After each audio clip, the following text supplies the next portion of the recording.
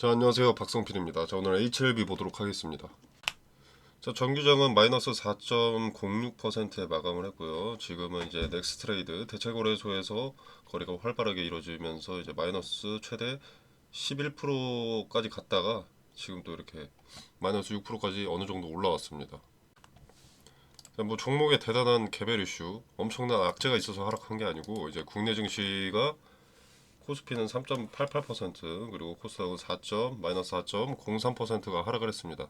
외인과 기관의 쌍끌이 매도가 주요 이유인데, 그러니까 증시 자체에서 돈을 뺀 게 이유인데 자금을 뺀 이유는 세제 개편 때문입니다.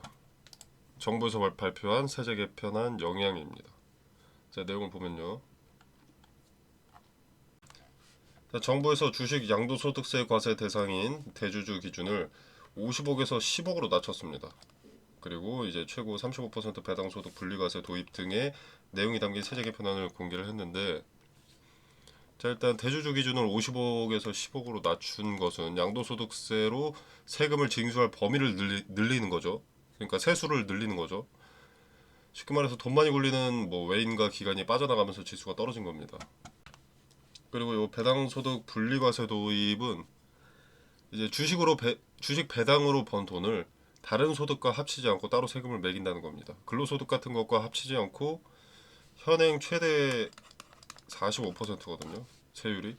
근데 이걸 35%로 낮춰서 현재보다 낮은 세율로 과세하겠다는 겁니다. 근데 이 부분은 이제 소득이 많은 사람들에게 혜택이 되는 거고요.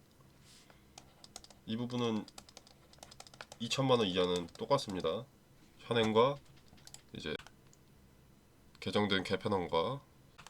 아무튼 문제는 요겁니다. 55에서 15로 낮추는 거. 돈 많은 놈들이 피해가 되니까. 이제 돈 많은 놈들 분산 투자를 한다고 해도 대주주가 되어버리니까 기준이 55에서 10억으로 낮춰져서, 그럼 얘네 양도소득세 내야 되니까 종목마다. 그러니까 돈 많은 놈들의 일종의 시위라고 볼 수 있죠. 니네 우리한테 이따구로 하면 돈 뺀다, 증시 하락시킨다, 다시 개편해 와라, 뭐 이런 거죠. 자, 근데 개인적으로 세금을 더 걷어낼 정책을 이런 식으로 갖고 올 거면 세금으로 민생지원금 이딴 거나 하지 말았어야 됩니다. 참고로 돈 많은 부자들이 피해를 보게 되면 서민은 지옥이 됩니다. 주식시장은 부자들이 혜택이 좋아야 증시에 자금이 유입되면서 유동성이 활발해집니다. 증시나 종목의 주가를 컨트롤할 수 있는 것은 돈 많은 특정 집단들이고, 그들의 의도를 파악한 소수의 개인들이 그들의 계획에 편승해서 이익을 챙겨가는 것이기 때문에 이 세제 개편은 현 상황에서는 부정적인 이슈가 될 수밖에 없습니다. 자, 아무튼 그래서 이제 정부의 세제 개편안 때문에 증시가 폭락했고 그 영향을 받은 겁니다. 자, 이제 종목 개별 이슈로는 두 개가 있죠. 약업신문과 합병 철회. 글씨가 좀. 자, 일단 약업신문은 악의적인 연속 보도가 있었다라고 하죠. 1, 2, 3, 4편이 있습니다. 1편 뭐 실적이 전멸 수준이다. 순손실만 1488억. 벤처기업보다도 못한 R&D 연구개발 비용 투자. 중소기업만 49곳, 그중에서 32곳이 적자다. 이자도 못 갚았는데 빚만 5,941원이다. 자, 원래 제약바이오 섹터가 처음에 이익이 없습니다. 연구개발 비용으로 모든 자금을 소모하고 승인 이후 시판이 나게 되면 그때부터는 해당 약물에는 개발 비용이 전혀 들어가지 않는 거죠. 이미 개발이 완료가 됐으니까. 자, 그래서 개발 단계 때는 늘 적자였다가 흑자 전환하는 게 제약바이오 섹터 특징이고요. 자, 그래서 HLB 그룹에서 공지를 했습니다. 약업신문 HLB 그룹 관련 보도에 대한 입장. 자, 내용을 같이 보면은 이제 보도에 앞서서 당사의 사실 확인이나 반론 기회조차 제공하지 않고 보도를 해버렸습니다. 그리고 일부 내용은 뭐 사실이라고는 하지만 일부 내용은 또 사실과 다른 부분이 있었다. 사례 HLB를 포함 그룹 상장사 10곳의 연구개발비를 모두 합해도 총액 201억에 불과했다. 사실관계를 해명을 했습니다. HLB의 경우 해외 자회사인 엘레바와 ITI에서 대부분의 R&D가 진행이 되고 있다. 이걸 위해서 이제 24년 1분기 두 법인에 총 378억을 투자를 했고 25년 1분기에도 199억을 추가로 투자를 했다. 24년도 연간 기준 HLB가 해외 자회사에 투자한 금액만 794억이다. 그렇기 때문에 상장사 10곳의 연구개발비 총액이 201억에 불과하다는 내용은 잘못된 것이다. 여기서 끝났죠. 의미 없는 내용을 확인조차 하지 않고 기사의 보도로 내보냈다면 더 이상 관련 뉴스는 신뢰도가 없는 겁니다. 팩트 기반이 아니기 때문에. 그리고 뭐 연구개발 중단을 운운했다고 하는데 이건 좀 문제가 큰 거죠. 자, 그래서 이 야겁신문에서 보도했던 내용들을 사실과 다르게 명시가 되어 있다면 법적 조치를 취하고 어떤 부분에서 취했는지 공개하면 좋을 것 같네요. 자, 그리고 언론이라는 것은 어느 한쪽에 편파되어 있으면 안 됩니다. 근데 사실 확인도 되지 않은 상태에서 한쪽으로 지나치게 기울은 악의적인 뉴스 보도는 어떤 세력과 같은 미래를 그리고 있을 수도 있겠다라는 개인적인 생각이 들고요. 그리고 다시 한번 강조를 드리고 싶은 건 이 야곱 신문 따위의 뉴스 때문에 하락한 것은 아니라고 생각합니다. 그냥 증시의 하락 때문, 외인과 기관의 쌍끌임에도.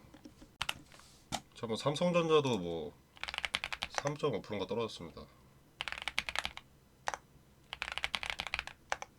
삼성전자는 사실상 뭐 코스피죠. 그 뭐 두산에너빌리티도 크게 떨어졌고요. SK 하이닉스도 뭐 대형주들이 좀 많이 떨어졌습니다. 증시의 영향을 잘 받는. 자, 그리고 차트를 보면 제가 네모 박스 쳐놓은 요 구간을 이탈을 하긴 했는데 아직은 지켜봐야 됩니다. 이런 박스권이 있을 때 하루 이탈했다고 바로 무너지거나 하진 않거든요. 바로 돌파 시도 있거나 이렇게 내려오고 다시 지지되는 이런 그림들이 자주 나옵니다. 돌파도 마찬가지고요. 박스권을 돌파했는데 바로 무너지는 경우도 있습니다. 지지가 되지 않고. 그렇기 때문에 하루 캔들 하나 이탈했다고 바로 손절 라인 잡으시면 안 됩니다. 오늘은 정부의 세제 개편안이라는 외부 요인, 주식시장에서 큰 영향을 주는 외부 요인이 발생했기 때문에 이렇게 될 수가 있는 겁니다. 근데 그게 부정적인 이슈이기 때문에. 자, 세력이라는 집단이 있어요. 세력. 얘네가 이걸 이렇게 컨트롤하고 있었습니다. 박스권을 형성해서 박스권 하단, 상단 이 안에서 가둬놓고 행보하고 있었어요. 물량을 모아가고 있었어요. 자, 근데 외부 요인이 발생했습니다. 그래서 기관과 외인이 이탈했어요. 그래서 떨어진 겁니다. 얘네가 이걸 떨어뜨린 게 아니라는 거죠. 얘네가 이탈하면서 주가에 하락이 발생했고 그게 이 결과를 만들어낸 거지 기존에 드리블하던 주체가 이탈시킨 게 아니라는 겁니다. 그리고 그렇게 거래가 많이 동반되지도 않았습니다. 그래서 의미가 크다고 보기가 좀 어렵고요. 다음 거래일들의 이 박스권 안으로 다시 들어올 가능성이 높다고 봅니다. 그리고 본격적인 반등이 시작되려면 당연히 리보세라닙과 캄렐레주마 간암치료제 이 이슈가 나와야겠지만 이 트레이딩 관점에서는 요 61선 노란색 이평선 요 자리 정도는 올라와 줘야 됩니다. 이 61선의 지지는 받아줘야 된다고 봅니다.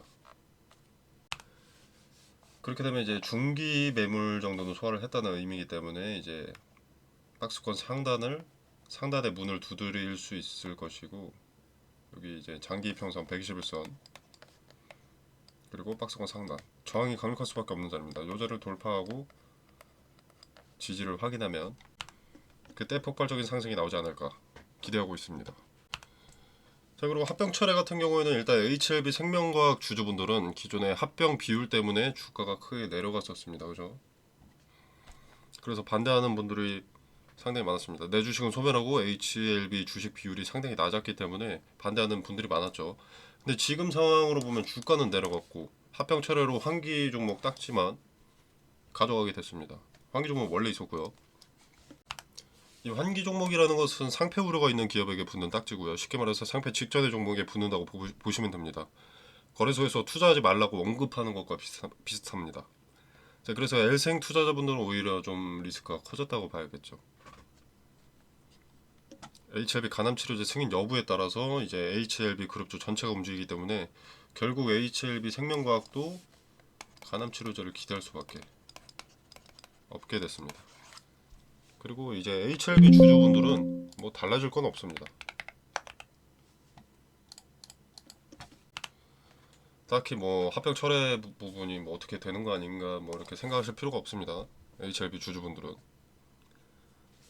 자, 400억이 넘으면 합병이 안 된다고 하는 이유가 무엇인지 명확하게는 알 수 없는데 개인적인 사견으로는 엘생이 갖고 있는 HLB 주식이 1.5% 정도 됩니다. 자, 이걸 우호지분 받고자 하는 주체에게 400억에 팔려고 하지 않았을까 하는 생각이 드는 거죠. 뭐 한 20% 정도 할인해서 판다고 하면 400억 정도 얼추 될 겁니다. 자, 그럼 HLB는 엘생 주주들에게 현금을 주지 않아도 되고요. 주식만 10% 늘리면 되죠. 우호지분은 늘어나고 무자본으로 인수하는 것이나 다름이 없는데 뭐 어쨌거나 결과는 실패했습니다. 아무튼 합병 철회로 우리가 알아야 될 것은 HLB 생명과학의 현금에 손을 댈 수가 없게 된 거고요. HLB 생명과학은 상폐 위기를 이어가게 된다. 이것만 알고 있으면 됩니다. 별로 중요한 내용 아니고요. 자, 그리고 최근 들어서 간암 치료제가 아니라 담간암 어쩌고저쩌고 하면서 엘레바 테라피틱스의 제로를 송출하고 있습니다.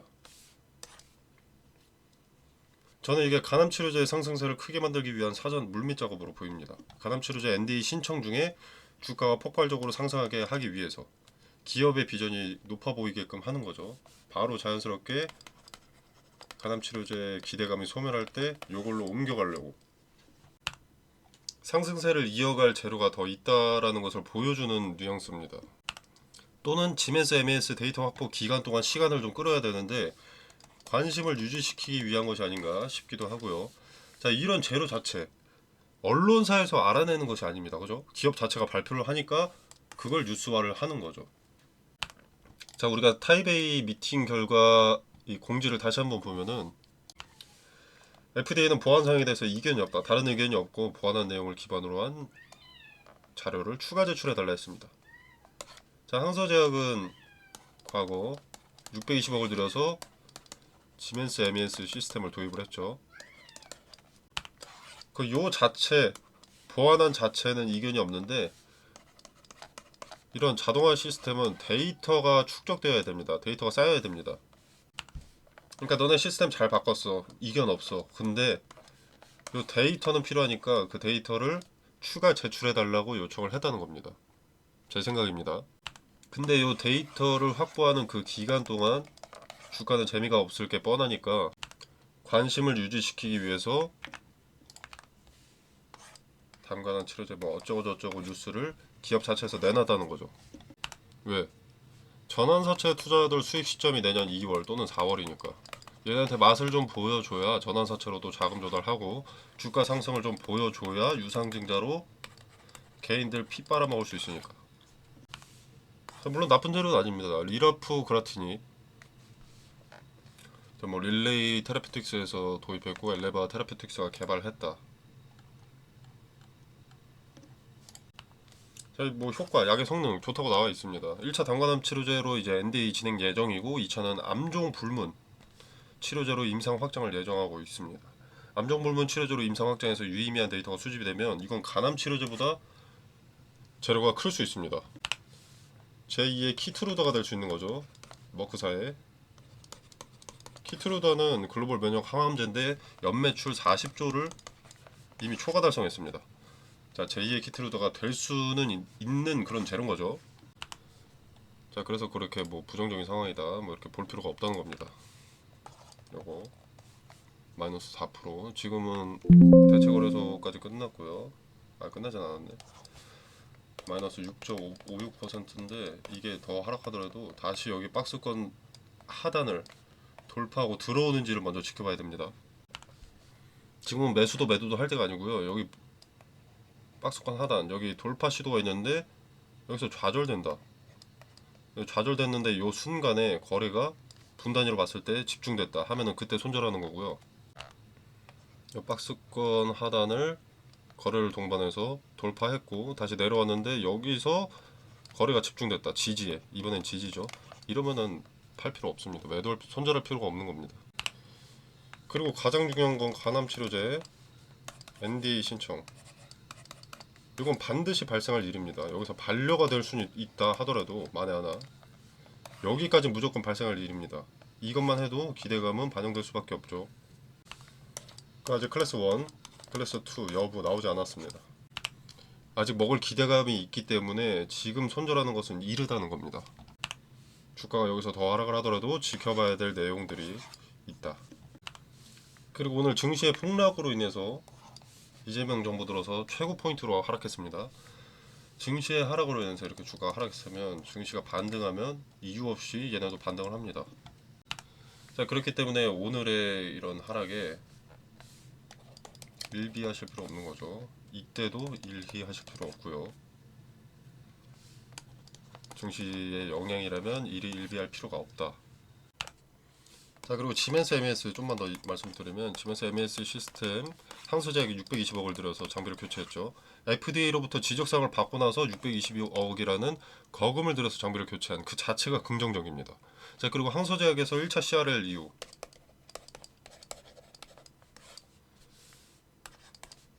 누굴 고용을 했습니다. FDA CMC 담당 출신을 고용을 했죠.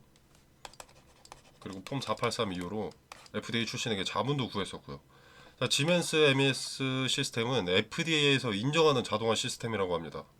항소제약은 2024년 6월부터 지멘스 MES 시스템을 도입을 했고요. 통상 MES 시스템이 도입되는 데는 빨라야 1년이 지나야 한다고 합니다. 이제 막 1년 2개월 차쯤 접어들었고요. 25년 8월이니까. 그리고 아까 말씀드린 대로 최근 타이베이 미팅에서 FDA는 보안 사항에 대해서 추가 데이터를 제출할 것을 요구했죠. 자, 이게 데이터 무결성과 관련된 데이터에 대한 제출 요구고 MES 시스템 도입 후 데이터 무결성에 대한 더 많은 증거 자료를 보완 요구했다고 보는 게 타당해 보입니다. 자, 결론적으로 이제 항소제약이 큰 비용을 투자할 만큼 의지가 뚜렷하기 때문에 리보세라닙과 캄렐리주막 병용치료제는 통과될 가능성이 상당히 커 보입니다. 자, 근데 그렇다고 해서 물론 마냥 클래스 1이 확정일 것이다 이렇게 판단하기에는 이릅니다. FDA에서 추가 요구한 데이터가 무엇인지 확인을 해봐야 되고요. 그 요구한 것의 데이터 기간이 명시되어 있는지 확인을 해야 합니다. 만약 2개월치, 지금으로부터 2개월치를 뛰어넘는 데이터를 요구한다면 클래스 2가 될 수밖에 없겠죠. 자, HLB 관련된 정보, 소식, 분석, 공시, 그리고 트레이딩 관점에서의 매수 매도 타점과 근거 모두 텔레그램 방에서 디테일을 설명드리겠습니다. 자, 텔레그램 방 참여는 영상 설명란에 보시면 여기 더보기 버튼이 있습니다. 자, 이 버튼을 누르시면 이렇게 링크가 기재되어 있고요. 클릭 한 번이시면 입장 가능하십니다. 자, 이 공간 안에서 제공되는 정보 일체의 금전을 요구하지 않고요. 투자의 기준과 근거들을 설명드립니다. 자, 그리고 HLB 대응 이외에도 추천 종목을 언급을 드리는데 여러분이 뭘 사야 될지 모르겠다면 추천 종목도 한번 참고해 보셔도 좋을 것 같고요. 자, 그리고 여러분들 HTS에서 검색기 있잖아요. 자, 이게 인터넷에 종류가 상당히 많습니다. 그래서 뭘 적용하셔야 할지 많이들 헷갈리시던데 좀 쓸모있는 것들만 추려서 알려드리겠습니다. 당연히 만능은 아니고요.